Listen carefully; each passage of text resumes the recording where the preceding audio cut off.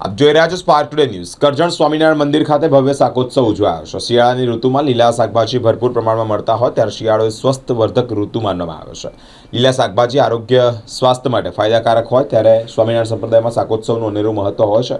ભગવાન સ્વામિનારાયણ ભક્તોને રોટલા અને રીંગણનું ભરથું આ ઋતુમાં જમાડતા ત્યારે શાકોત્સવ મનાવવામાં આવ્યો છે। કરજણ નવા બજાર વિસ્તારમાં વડતાલ ત્રાંબાના શ્રી સ્વામિનારાયણ મંદિર ખાતે ભવ્ય શાકોત્સવનું આયોજન પણ કરવામાં આવ્યું છે। રોટલા, રીંગણ ભરથું, ખીચડી, કઢી અને ઘારી ભક્તો માટે પ્રેમથી બનાવવામાં આવી છે। કથાના રસપાન બાદ ભગવાનને શાકોત્સવનું ભોજન અર્પણ કરવા બાદ ભક્તો મોટી સંખ્યામાં ઉપસ્થિત રહ્યા છે અને પ્રસાદ ગ્રહણ કર્યો છે। બોલો સ્વામિનારાયણ ભગવાન કી જય। શ્રી સ્વામિનારાયણ મંદિર કરજણ દ્વારા આયોજિત દિવ્ય શાકોત્સવની અંદર આજે તમામ સ્વામિનારાયણ સંપ્રદાયના વડતાલ ગાદીના તમામ સંતો ભક્તોની આજે બહુ મોટી અહીંયા માનો મહેરામણ જામ્યો છે। કારણ કે આ સ્વામિનારાયણ મંદિર ડાયરેક્ટ વડતાલ બિહારી શ્રી લક્ષ્મીનારાયણ દેવ સંસ્થા દ્વારા સંચાલિત છે।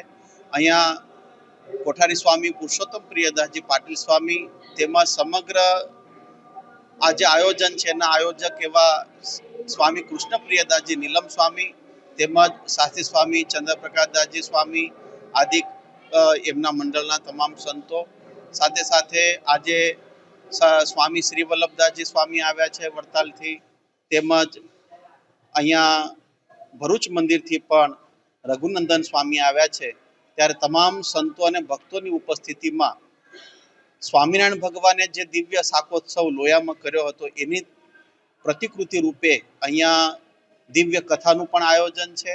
સાથે સાથે તમામ ભક્તોને કથા બાદ સ્વામિનારાયણ ભગવાને જેમ દિવ્ય શાકોત્સવની અંદર શાક અને રોટલા જમાડ્યા હતા એમ આજે અહીંયા સ્વામિનારાયણ મંદિર કરજણ દ્વારા આ દિવ્ય શાકોત્સવની અંદર રોટલા છે, દિવ્ય શાક છે, સાથે સાથે ઘારી અને કચોરી પણ રાખવામાં આવી છે। એટલે તમામ ભક્તોને જમાડીને જેઓ રાજી રહેતા હોય એવા સ્વભાવના જો કોઈ હોય તો કૃષ્ણ પ્રિયદાસજી નીલમ સ્વામી છે।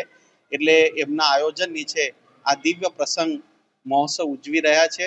ત્યારે તમામ ભક્તોને આ દિવ્ય મહોત્સવમાં ભાગ લેવા તેમજ આજ એમને પણ દર્શન કર્યા એવા તમામ ભક્તો પર ભગવાનની કૃપા વરસતી રહે એટલું કહી વિરમું છું। જય સ્વામિનારાયણ।